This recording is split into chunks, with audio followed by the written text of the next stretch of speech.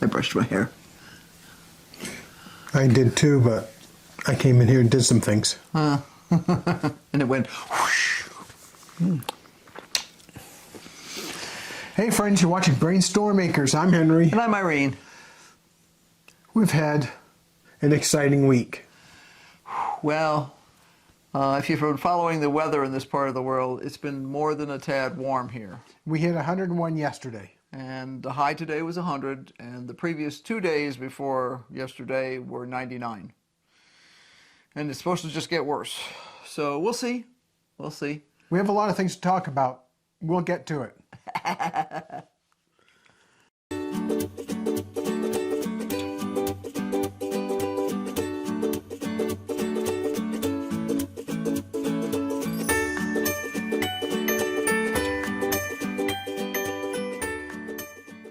A few people have asked what's going on with my leg and why am I all gimped up? Well, the answer is that about 5 years ago, I was busy moving some furniture and I got hit in the kneecap with a sofa. Right. And it hurt, but it got better and things were all right. But for the past 3-4 years... Every once in a while, it would flare up again. And it was not fun. In the last probably 6 months, it was definitely not fun. Now, I've been into the doctor a number of times and said, what's going on with my knee? And they all kind of went, oh, just let it rest, it'll be fine. And I let it rest and it would be kind of fine, but not fine. Right. And then finally, you participated in a ultrasound trial thing for our primary care physician. You had your knee slightly bent, and when you ran over your knee with the ultrasound, because the knee was bent, it opens up the tear in the tendon. So I have a small tear in my tendon, which I kind of suspected, but we could never prove. Right, right. But the doctor saw it with his own 2 eyeballs, so he was like, ah, that's what the problem is, right there. And because I wasn't in standard ultrasound position with my leg, it was just by happenstance that we caught the tear. Right, right. Now, I used to work as VP of engineering for an ultrasound company, and I know what these things look like, and I was watching his screen and I saw him run over, and we both said at the same time, oh, there's a tear right there. Now, the tendon that runs across your kneecap, your patellar, helps hold your kneecap in place. Right. And the kneecap slides under that tendon. Mm-hmm. And what was hurting, and what still hurts, was when that tendon slides with the kneecap underneath it, it can get pretty sore. Mm-hmm. And that tear didn't help one bit. Nope. So I had treatment earlier this week. It was moderately painful, but after the fact, after the procedure was done, my knee's doing okay. Yeah, yeah, he's supposed to be on, not bed rest, but no leaping tall buildings in a single bound. And he says light walking. Light walking.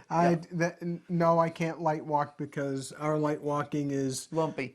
So mostly he's been staying in the house. And it's other people's heavy walking. Right.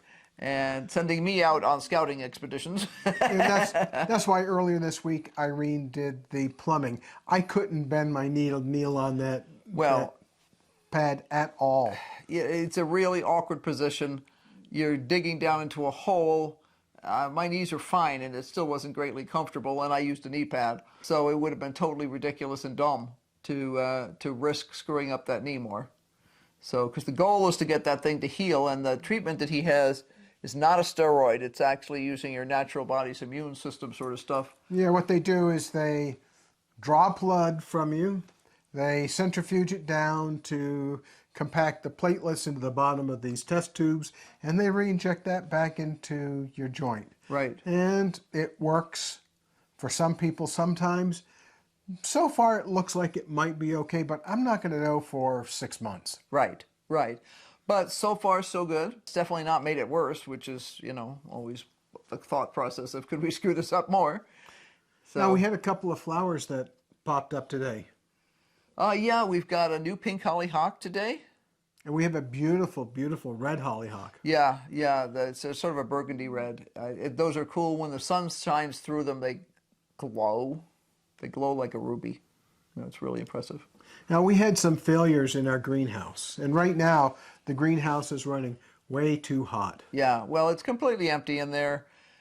We anticipated this, basically the heat that's coming in now was forecast. We anticipated that there was just no way while we were gone, because we needed to do some upgrades on the greenhouse before we could really make it totally summer livable again. Other than that, it requires somebody like me to run out there multiple times a day and adjust coolers and this and that and the other thing. And you can't ask somebody who's just doing yard stuff for you as a favor to, you know, to do that sort of thing. So now what we discovered is that one of us, only one of us, could be responsible for maintaining the greenhouse at the right temperature. somebody has to be responsible, and it can't be two people. Yeah, two people means no responsibility whatsoever. We're going to do some upgrades. We're going to add another fan to the north end of the greenhouse. Yeah, we have the fan. I just have to cut the wood to put it up in the same spot. But that's also why we added some more solar panels to our solar system. Right, so that we can afford to use the electricity to run fans for, 12 hours a day. And, Okay, you want to come up? Yeah, she's eyeballing us. Come on up. She says, "You've been gone all day. I want to sit on a person.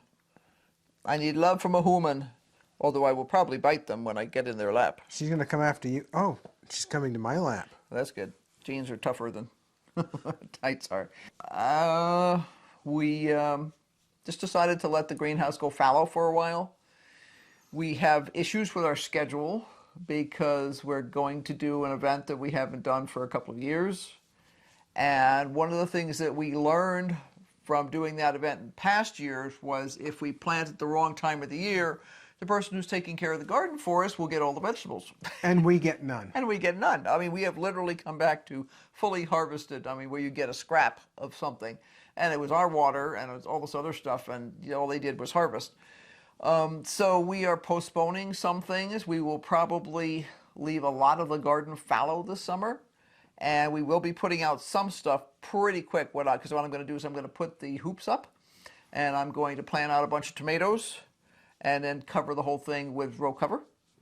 And I will probably throw a shade cloth over the top of it too, to provide additional, protection, et cetera, et cetera. In the process of scouting for a better cover in terms of shade for our greenhouse. I think I have what I want to buy. I just need to talk to the people on the phone because it'll be a custom order. We've just decided if we're going to continue to use the greenhouse, we need to make some improvements to it to make it work better. And I haven't had a chance to actually talk to Henry about the supplies that I found. She's biting your dead cat. Those fuzzy things that they put on microphones are called dead cats.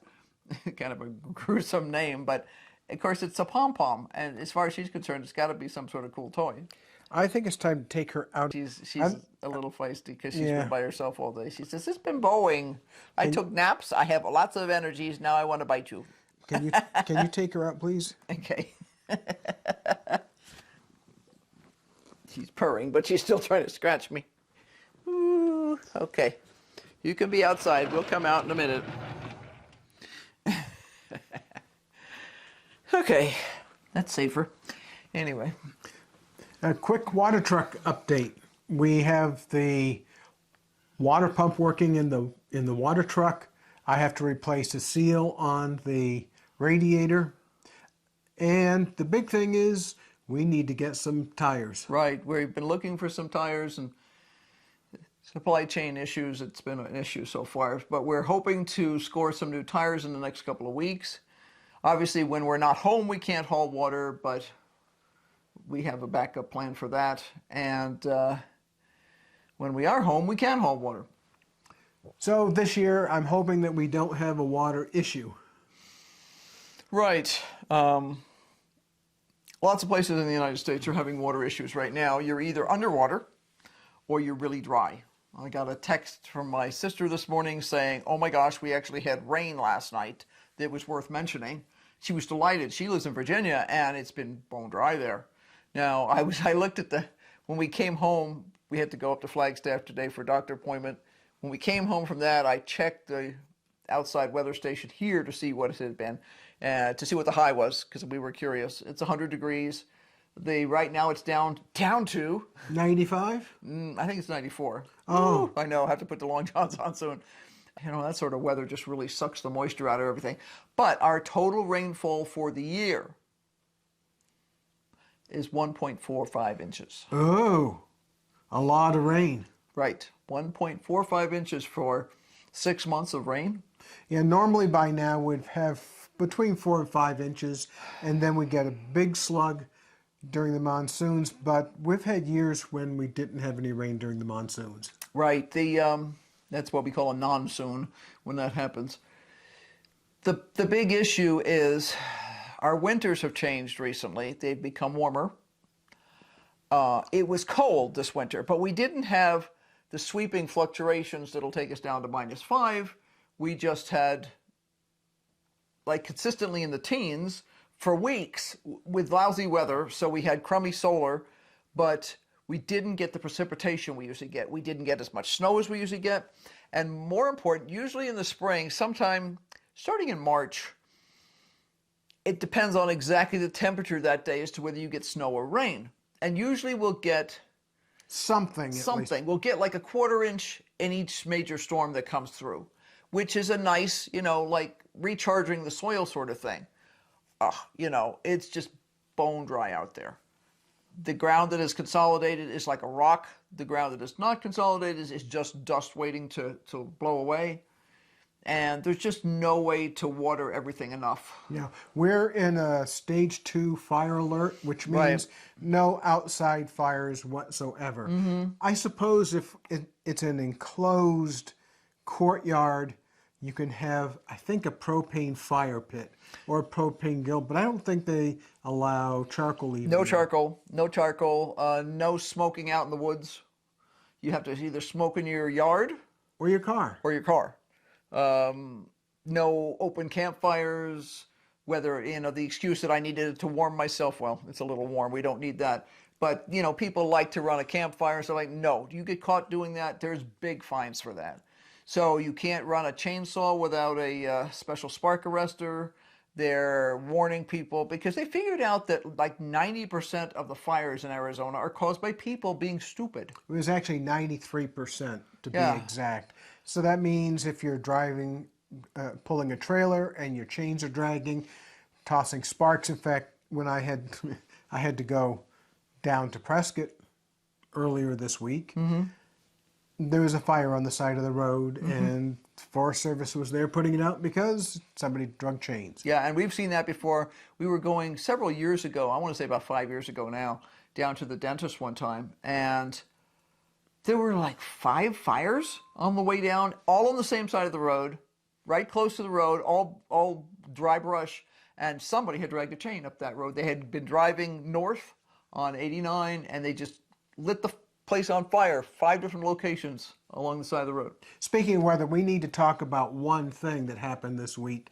If you watched our shows earlier this week, you saw that we had a heavy glass top table flipped over. Now, we've had that glass top table out in our yard for 15 years, 14 years. Yeah, about 15, I think.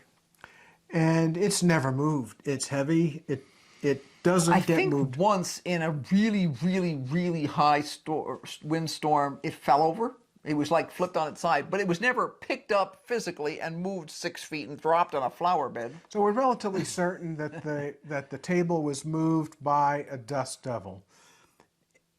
We do get dust devils here. They're not tornadoes. They don't develop in the same way as a tornado, but they can be really vicious. They can be just as damaging as a lightweight tornado. And it's, like if you're watching these things form and it starts at the ground and comes up, it's the dust devil. If it starts in the air and comes down, it's a tornado.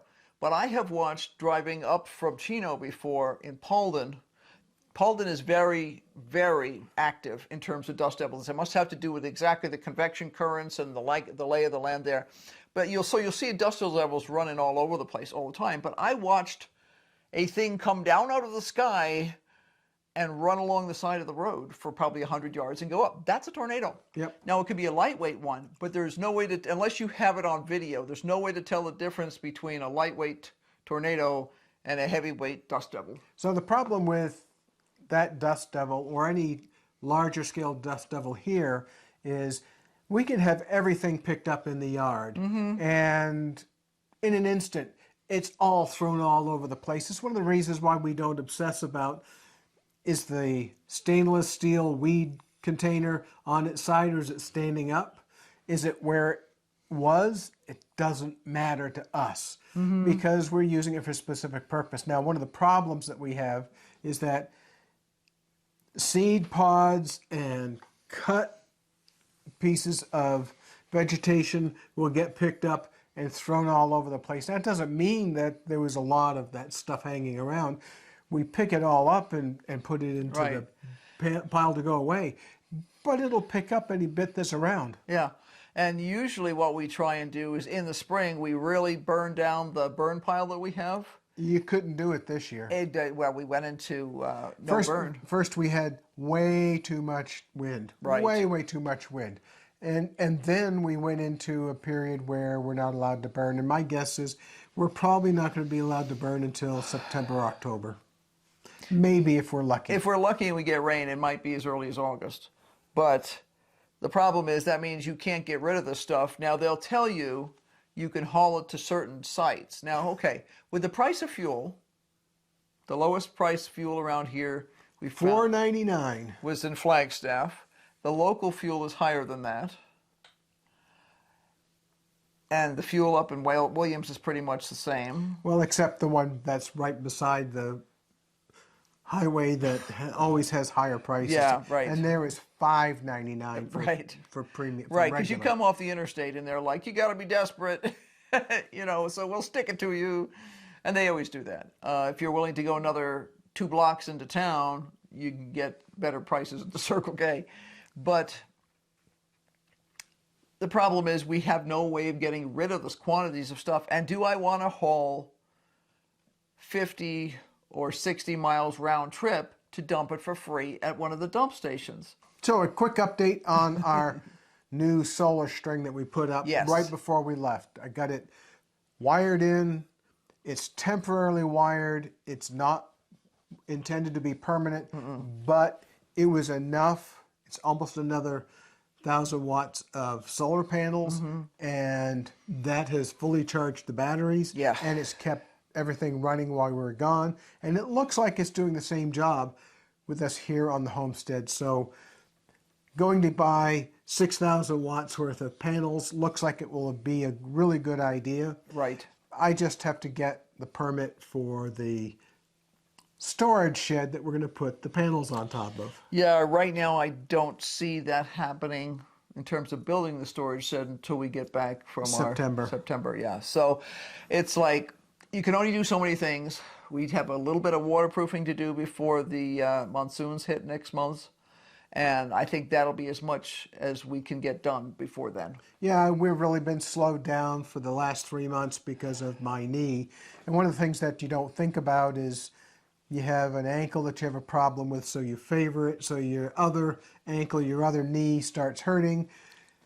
In the case of my knee, I had the pain go up into my hip, which just made it miserable. Yeah, I mean, it's the classic thing. If you walk funny, so everything else is going to start getting sore all the way up through your back. Yeah, and once your back is sore, It's not funny like a clown. No, it's painful. And, you know what time it is? Let's see. Was there anything else important that we needed to mention to people? Doesn't matter. We can talk about it tomorrow. That's true. That's true. Is that okay with you? Yeah, I'm tired. Look, thanks very much for watching. Don't forget to hit like, subscribe, and ring the bell for notifications because we have a whole ton of stuff planned. I'll be doing more. You may even see me on camera some. Whew, scary. Not the invisible Henry. You won't just get to see the finished product, you'll get to see the Henry in action. Not all action. All action all the time. Thanks for watching. We'll talk with you later. Bye. Bye. Keep brainstorming. Yeah, my list of things that I'm brainstorming right now are like longer than my arms.